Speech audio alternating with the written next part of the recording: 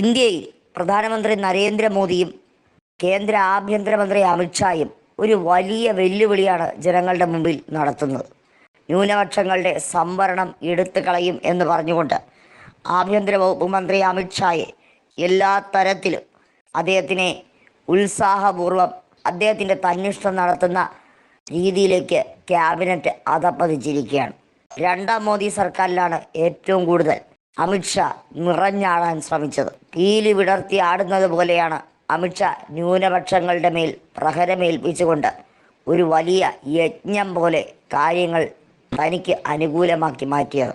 അതിനുശേഷം BJPക്ക് ഒറ്റയ്ക്ക് കേവല ഭൂരിപക്ഷം കിട്ടാതെ തകർന്നപ്പോഴും അമിത്ഷാ ഒരിഞ്ച് പിന്നോട്ടില്ല എന്ന രീതിയിൽ സഖ്യകക്ഷികളെ വിശ്വാസത്തിലെടുത്ത് ന്യൂനപക്ഷങ്ങളുടെ ക്ഷേമം എന്നേക്കുമായി അവസാനിപ്പിച്ച് കൃത്യമായി ഒരു മതത്തെ ടാർഗറ്റ് ചെയ്യുന്നു.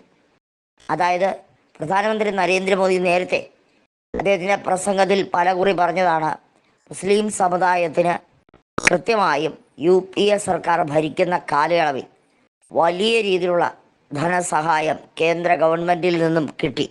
അത് തൻ്റെ സർക്കാർ തുടരാൻ ആഗ്രഹിക്കുന്നില്ല.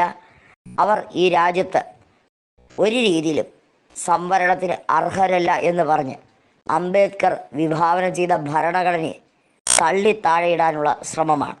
ന്യൂനപക്ഷ MPമാർക്കെതിരെയുള്ള ഒരു വെല്ലുവിളിയാണ് മോദിയും അമിത്ഷായും നടത്തിയിരിക്കുന്നത്.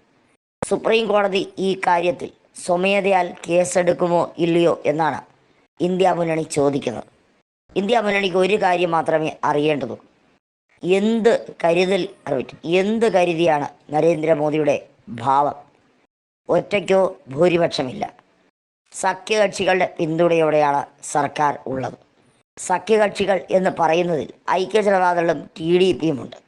ഇവരിൽ ന്യൂനപക്ഷങ്ങൾ കൂടുതലുള്ള പാർട്ടികളാണ് ഈ സഖ്യത്തിലുള്ള രണ്ടുപേരും. BJPയുടെ ആധിപത്യത്തിൻ്റെ സമാനമായ രീതിയിൽ അവരുടെ രാഷ്ട്രീയ സമീപനങ്ങൾ എടുക്കുന്നത്.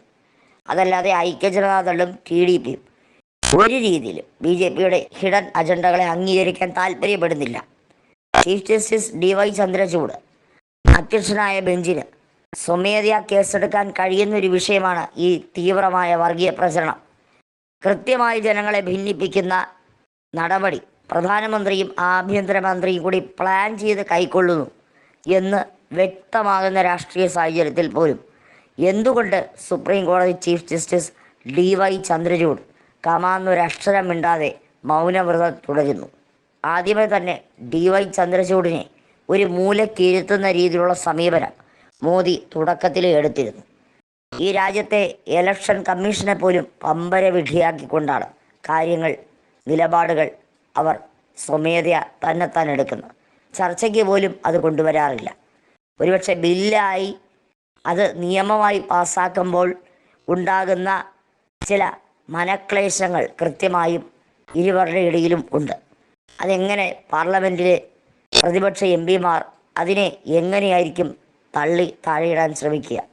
ശബ്ദ വോട്ടോടെ പാസ്സാക്കേണ്ടി വരുമോ, അതോ പ്രതിപക്ഷ MPമാരുടെ കൃത്യമായിട്ടുള്ള നീക്കങ്ങൾ എങ്ങനെയെന്ന് വീക്ഷിക്കാൻ പറ്റാത്ത അവസ്ഥയായിരിക്കുമോ? അതുകൊണ്ടാണ് ഇപ്പോൾ പ്രതിപക്ഷ MPമാരുടെ വിഷയത്തിൽ ഓർഡിനൻസായി ഇറക്കിക്കൊണ്ട് സഭയെ തന്നെ കബളിപ്പിച്ച് കളയാം എന്ന് വിചാരിക്കുന്നതായി റിപ്പോർട്ടുകൾ വരുന്നത്.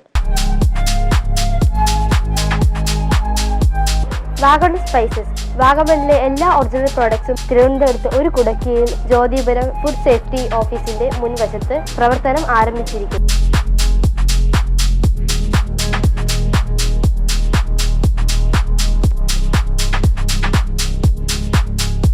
കശുവണ്ടി, കുരുമുളക്, ഗ്രാമ്പു, ഏലക്ക, പട്ട, കാഷ്യൂനട്ട്, നട്ട്സ്, ആൽമണ്ട് എന്നിവയെല്ലാം ഇവിടെ ലഭ്യമാണ്.